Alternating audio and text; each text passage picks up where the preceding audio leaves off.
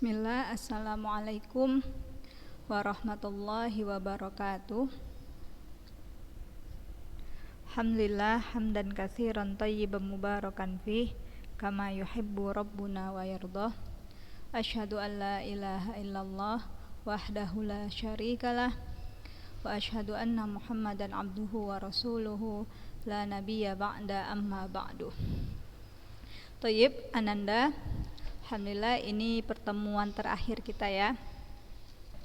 Pertemuan terakhir kita di Mapel Fikih ya, di kelas 9. Semoga di pertemuan terakhir ini ya kalian termotivasi untuk mengulang murojaah pelajaran kita agar nanti di ujian kalian bisa menjawabnya dengan mudah. Tentunya ada harapan ustazah yang lebih tinggi lagi, seperti itu ya, lebih mulia dibandingkan sukses dalam menjawab ujian. Apa itu? Yaitu ilmu kalian ya, apa yang telah kita pelajari selama di kelas 9 ini, fikih di kelas 9 ini menjadi ilmu yang bermanfaat ya. Tentunya menjadi amal jariah, pahala jariah bagi ustazah. Yaitu kalian bisa mengamalkannya ya, mempraktekkannya dalam kehidupan sehari-hari dan kalian ajarkan kembali kepada teman-teman atau saudara atau kaum muslimin. Nah, itulah sejatinya puncak dari ilmu, diamalkan dan diajarkan. Nah, Ananda semua, seperti sebagaimana yang telah berkali-kali ustazah sebutkan, bahwasanya nanti di ujian fikih ya, yang insya Allah itu dilaksanakan di hari Senin ya, kalau nggak salah ustazah di hari Senin. Nah, itu kalian akan dihadapkan dengan 15 soal ya, dengan 15 soal. Dan itu hanya berupa isian ya, isian pendek, dan kalian mutlak harus benar-benar menghafal ya, benar-benar menghafal. Seperti juga yang pernah berkali-kali ustazah sebutkan, gak usah kalian pakai capek ribet cari di Google, contek di Google, gak perlu ya, karena alhamdulillah ustazah hafal ya, ustazah tahu mana kalimat yang di buku dengan kalimat yang enggak di buku. Itu satu. Jadi taruhlah memang kalian hafal itu dari Google, saya nggak punya catatannya ustazah, saya cari di Google, saya hafal, pasti lebih capek ya. Ustazah katakan lebih capek karena kalimat di Google itu lebih panjang ya.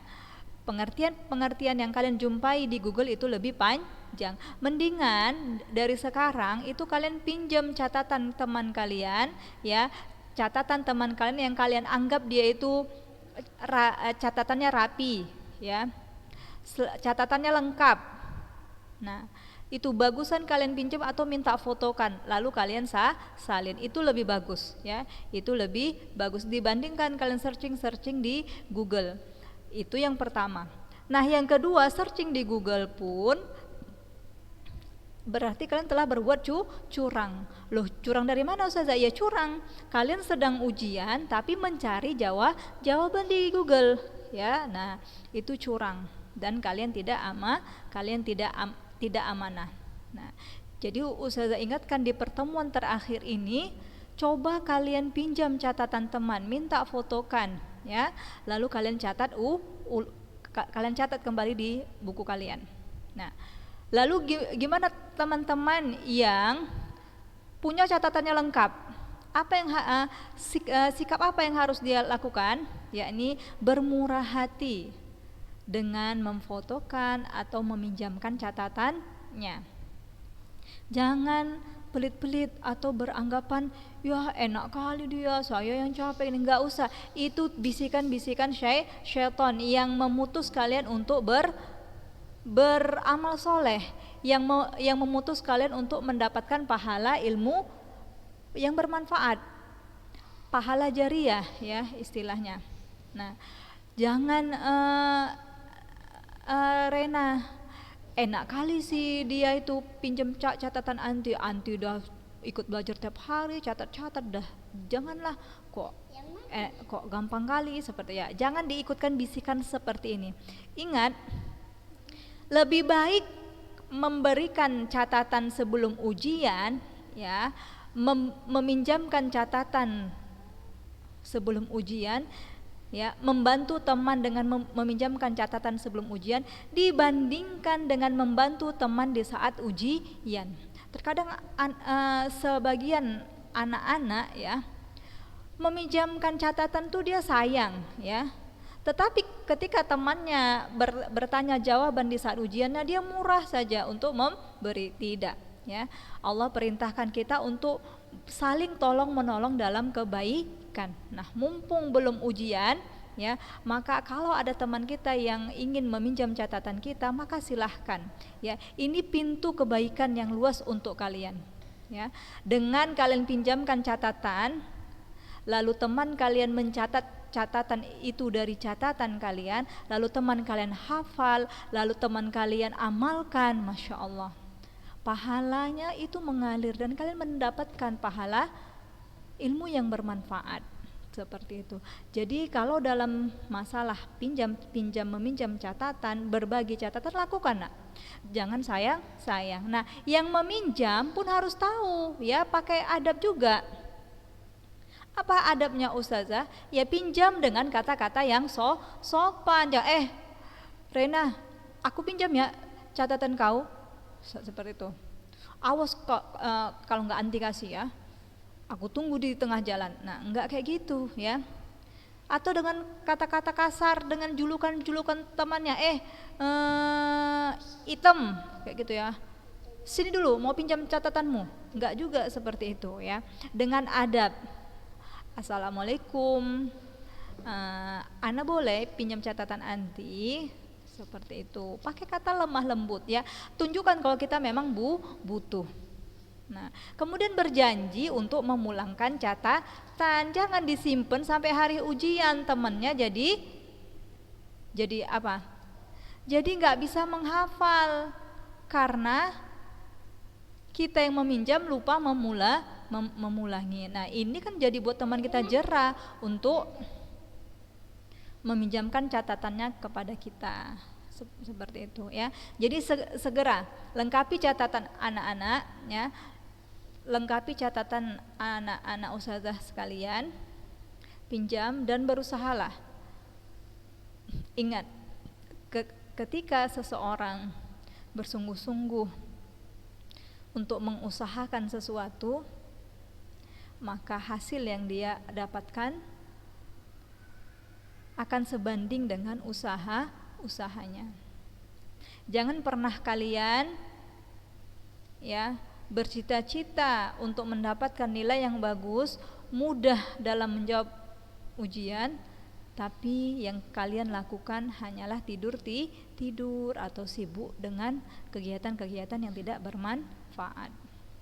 Nah, yang terakhir anak-anak ustazah, kita sudah sampai ke bab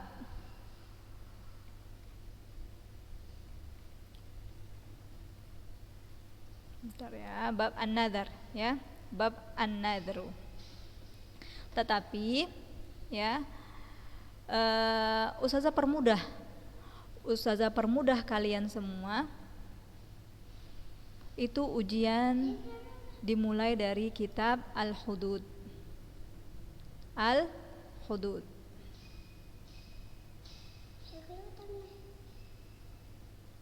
Nih, bisa kalian lihat di layar nih. Dari Kitabul Hudud. Nah, la yajibul haddu illa ala balighin aqilin alimin ya, alimin bit tahrim fayuqimuhul imam au naibuhu fi ghairi masjid. Nih, al-hudud ini bentuk jamak ya ustazah ulang sedikit. Tentunya yang ustazah ulang-ulang itu berarti itulah poin yang ustazah masukkan ke dalam soal. Al-hudud ini bentuk jamak, ya. Apa mufradnya? Haddun. Nah, al-had ini hukumnya wajib, ya. Al-had ini hukumnya wajib kecuali afwan. La yajibul had, tidak wajib had. Tidak bisa had dilaksanakan kecuali pada satu orang yang memiliki kriteria ini. Lalu dia harus punya kriteria ini, harus punya kriteria ini. Dia seorang yang baligh, aqil, berilmu tentang hal-hal yang diharamkan oleh Allah. Kemudian siapa yang melaksanakannya? Al-imam. Kalau nggak ada imam siapa? Naib, pengganti imam atau wakil dari pemimpin tersebut. Di mana? Di mana saja fi ghairi masjid, selain di masjid. Lalu yutrabur rajul fil haddi qaim, ya. Seseorang itu dilaksanakan hukum had padanya harus dalam keadaan qaim. Mana qaim? Berdiri, ya. Ya, harus dalam keadaan berdiri. Kemudian bisautin la jadid wala khalaq, dengan cambuk yang enggak baru, enggak pula dengan cambuk yang sudah lapuk, ya. Jadi cambuknya enggak mesti ini si fulan ini yang mau saya cambuk, saya siapkanlah cambuk terbaru buatan dari negara mana yang terkenal tajam dan lihai cambuknya, enggak, ya. Enggak ada perlakuan khusus bagi seseorang terpidana hukum had, ya, terkena hukum had, enggak. Dengan cambuk yang tidak baru dan tidak pula yang lapuk. Itu laki-laki, ya. Dan dia harus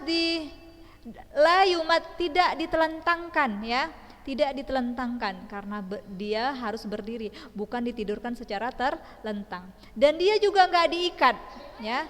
Tidak diikat, la yujarrad bal yakunu alaihi qamisun aw qamisan. Tidak diikat dan enggak pula ditelanjangi, ya. Ya. Bahkan dia harus harus memakai satu pakaian atau dua lapis sekalian, juga tidak mengapa.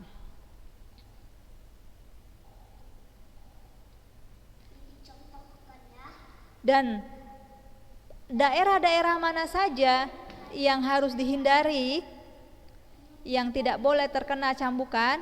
Ar-ra'su, al-wajhu, al-farju, wal maqatil, ya. Harus dijauhi bagian kepala, bagian wajah dan bagian vital, ya. Lalu wanita gimana? Wal mar'ah karrajuli fi. Begitu pula jika yang ingin dilaksanakan hukum had padanya seorang perempuan, sama dengan seorang laki-laki, harus dalam keadaan berdiri, ya, tidak diikat, tidak ditelentangkan dan tidak pula dilepas pakaiannya. Akan tetapi bedanya dia tudrab jalisatan. Perempuan itu dipukul dalam keadaan duduk. Dan pakaiannya harus diikat, ya. Pakaiannya harus diikat agar apa? Agar ketika dicambuk tidak lepas atau pakaiannya tidak tersingkap sehingga auratnya nampak. Nah, seperti itu. Lalu hukum jildun, ya. Hukum al-jaldu mana yang paling keras? Asyaddul jildi jalduz zina. Hukum jilid yang paling keras adalah jilid pada pezina. Jilid itu apa Ustazah? Didera, ya, hukum dera, hukum cambuk. Hukum cambuk yang paling keras adalah hukum cambuk pezina, ya. Kemudian al-qadhaf, kemudian asyurbu, kemudian at-ta'zir. Nah, hukum jildu itu dilaksanakan bagi pezina. Bagi al-qadhaf kalian harus ingat ini apa itu al-qadhaf, ya. Kemudian untuk asyurbu yang minum yang diharamkan, yakni yang memabukkan, kemudian at-ta'zir. Nah, kemudian apa lagi yang harus kalian hafal? Ini hadduz zina, ya. Al-muhson, dia dirajam, ya, sampai apa? Sampai yamut, hatta yamut. Al-muhson itu apa? Nih, man wati amra'atahu fi nikahin sahihin. Man wati'a imra'atahu fi nikahin sahihin, yakni seseorang atau seorang laki-laki yang menyetubuhi seorang perempuan sedang dia telah menikah dengan hukum nikah yang sah. Yakni kalau bahasa gampangnya, orang yang telah menikah dengan nikah yang sah melakukan zina. Seperti itu. Lalu kemudian nih, wala yajibul haddu illa bi thalathati syurut. Ini kalian hafal ya. Had tidak wajib dilakukan. Hukum had tidak bisa dilakukan kecuali dengan syarat. Berapa syaratnya? 3. Nih, taghibu hasyafah yang pertama, sampai di sini saja, titik. Kemudian yang kedua intifa'us syubhah. Ya. Yang ketiga tsubutuz zina. Nah, ini dia. 3 syarat bisa dilaksanakan hukum had. Adapun yang ketiga, tsubutuz zina, benar-benar telah ditetapkan dia ini telah berzina. Zina telah ditetapkan. Nah, penetapan zina ini la yathbut illa bi ahadi amroini. Tidak bisa ditetapkan zina kecuali dengan 2 perkara. Apa itu? Ayyuqirra bihi arba'a marrat fi majlis, ya. Dia mengakui sebanyak 4 kali di satu majelis atau di beberapa majelis. Dia telah mengakui kalau dia memang benar-benar telah berzina sebanyak 4 kali. Yang kedua, an yashhada alaihi fi majlisin wahid bizina. Ya. Ada yang menyaksikan, an yashhada, ada yang menyaksikannya bahwa dia telah melakukan zina, seperti itu. Lalu babu haddil qadhaf. Babu haddil qadhaf. Nih, kalian ingat julida thamanina jaldah ya. Kalau al-qadhaf berapa hukum hadnya? Thamanina jaldah. Tetapi in kana hurran. Nah, jika dia seorang yang merdeka, dia thamanina jaldah. In kana abdan arba'in. Nah, kalau bab hal qadhaf itu saja ya. Thamanina jaldah in kana hurran wa in kana abdan arba'in. Lalu nih, wa qadhfu ghairil muhsan yujibut ta'zir. Menuduh wanita yang dia bukan muhsan, ya. Maksudnya dia bukan wanita baik-baik. Yang dituduh berzina itu bukan wanita yang baik-baik. Maka apa hukum hadnya? Yujibut ta'zir, ya, yujibut ta'zir. Nah, ini kalau di bab al-qadhaf sampai 3 baris ini aja yang kalian hafal. Lalu ke bab haddil muskar, haddil muskir. Ya, bab haddil muskir. Nah, ini juga kalian baca ya. Kullu syarabin askar kathiruhu faqalilu haram. Nah, ini hukumnya. Setiap minuman yang memabukkan, banyak atau sedikit, hukumnya haram. Ingat ya, kullu syarabin askar kathiruhu faqaliluhu haram. Ya. Kemudian ya, ini ada Ahza yang ikut rekaman di sini ya, Masya Allah.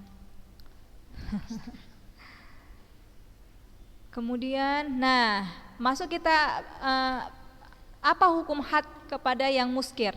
Apa itu muskir? Orang yang mabuk. Hukum had bagi orang yang mabuk. Nah, fa'alaihil haddu, ya.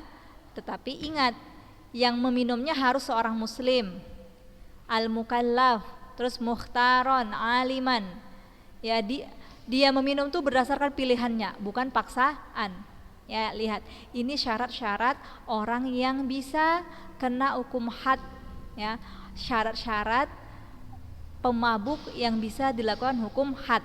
Yang pertama muslim, mukallaf, mukhtar, sesuai pilihannya ya, bukan dipaksa, dan dia aliman, dia mengetahui.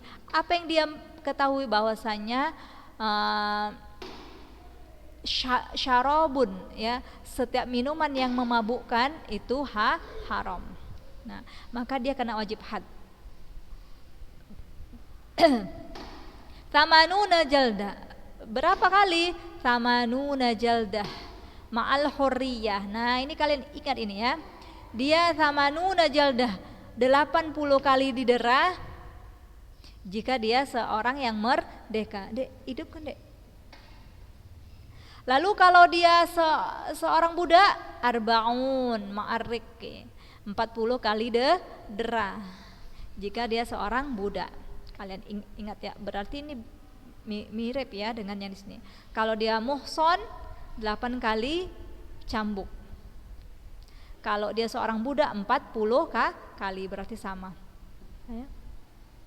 Nah, itu yang muskir, yang mabuk. Sekarang at-ta'zir. Apa itu ta'zir? Ma huwa ta'zir? Jawabnya gampang, at-ta'dib. At-ta'zir huwa at-ta'dib. Nah, jadi enggak perlu panjang-panjang kalian jawabnya. Ma huwa ta'zir? No, cari di Google. Wah, kalau cari di Google panjang ya. Tetapi di buku kita at-ta'dib. Udah cukup. Wah, at-ta'zir huwa at-ta'dib. Wa huwa wajibun. Kalau ditanya sampai koma aja ya, titik. Enggak perlu kalian tulis ini.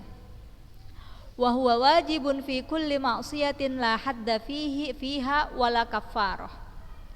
Nah, ta'zir ini ya wajib dilaksanakan pada setiap maksiat yang enggak ada ditetapkan syariat hukum hadnya dan enggak ada pula dendanya. Kalau berzina tadi ada ditetapkan hukum hadnya.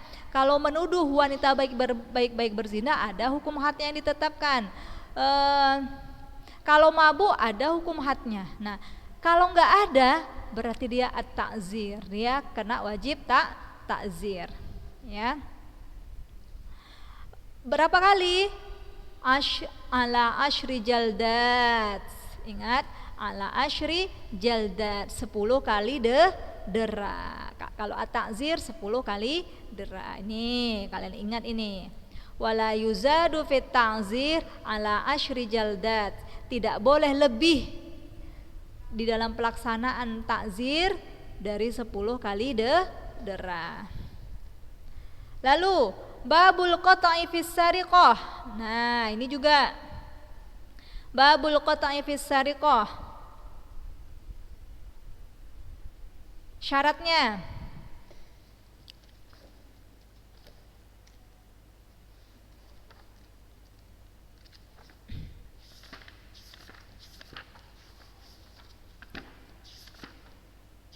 bentar ya, Ustazah, catatan Ustazah. Nah, ini dia. Syariqah, as-sariqah ya, mencuri, hukum potong tangan bagi pencuri. Min hirzim mithlih. Ya. Nah, hukum potong tangan itu ya bisa dilaksanakan bagi orang yang mencuri min hirzim mithli, harta dari penyimpanannya ya. Harta yang disimpan, memang harta itu disimpan pada tempat yang semestinya. Tapi kalau dia mencuri dari harta yang berserak-serakan, nah, maka pencuri seperti ini tidak boleh dilakukan hukum al-qat'u, potong tangan. Kemudian ala wajhil ikhtifa, dia ambil secara tersembunyi. Dia ambil secara sembunyi, ya, bukan secara terang-terangan. Dia pasang kamera, dia selfie, ya, ini lihat nih aku mencuri, trek. Nah, atau dia buat video lalu dia sebarkan, atau dia di halayak ramai, atau misalkan kalian di pondok, ya, ada yang mau mencuri, lalu, lihat aku mencuri duit si fulan 100.000. Nah, itu tidak kena wajib, tidak bisa dilaksanakan hukum potong tangan. Nah, ini dia ya syaratnya. Syarat bisa diberlakukan hukum potong tangan. Yang pertama, dia akhadal mal min hirzim mithlih min mali ma'sum. Ya. dia mengambil harta dari tempat penyimpanan harta, dan ala wajhil ikhtifa, secara sembunyi-sembunyi. Itu syarat yang pertama ya. Itu syarat yang pertama. Akhadhal mal min hirzim mithlih. Ya, dia ambil harta dari tempat penyimpanan ala wajhil ikhtifa, secara sembunyi-sembunyi. Syarat yang kedua, nih kan kalau nggak salah saja waktu penjelasan kemarin tuh udah Ustazah sebutkan ya, udah Ustazah buat ini poin kedua, ini poin ketiga. Nah, Ustazah ulang. Syarat yang kedua, yushtaratu an yakunal masruq malan muhtaraman. Ya. Syarat yang kedua tuh dia al-masruq, ayyakunal masruq, yang dicuri adalah harta yang memang mulia, harta yang dimuliakan. Nah, malan muhtaraman, harta yang dimuliakan.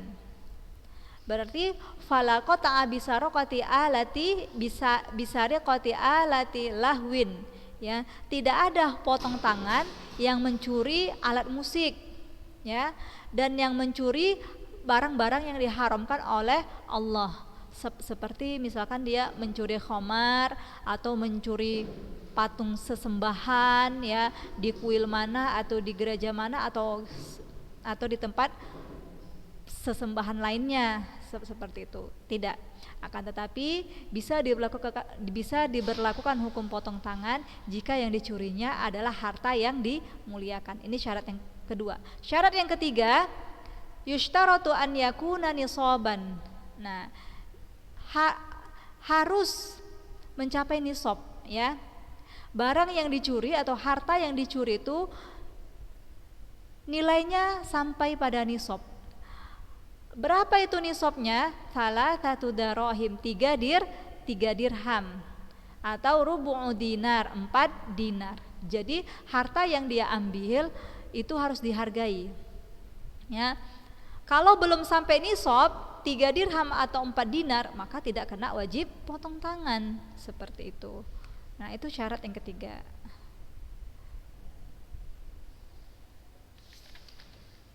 Ya, 3 syarat aja ya. Nah, lalu bab haddi quta'it thariq. Ya.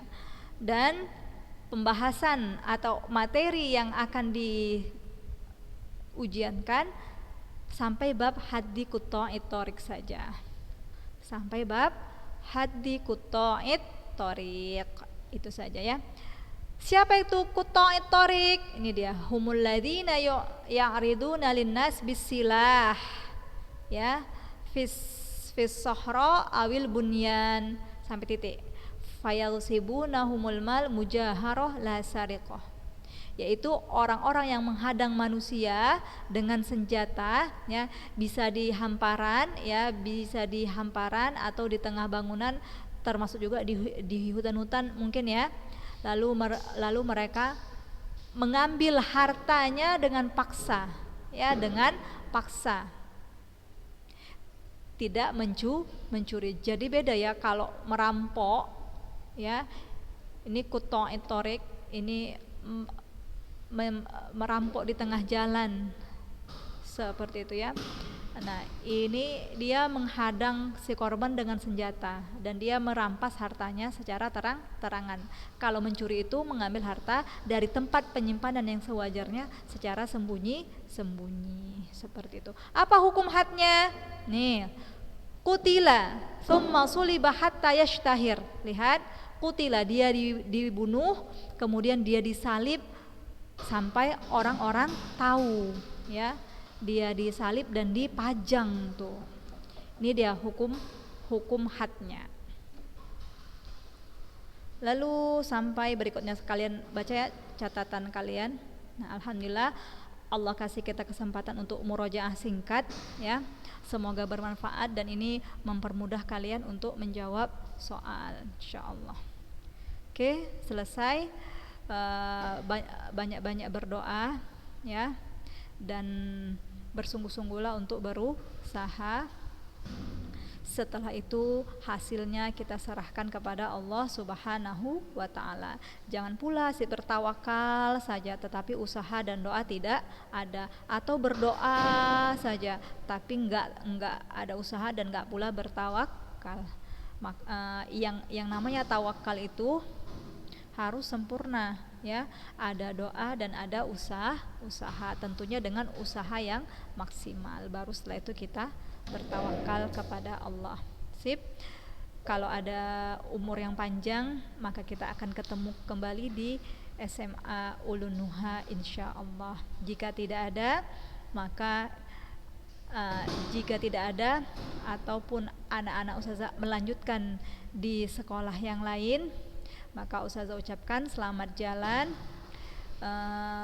tetap menjadi anak solehah, ya, yang beramal sesuai dengan ilmu,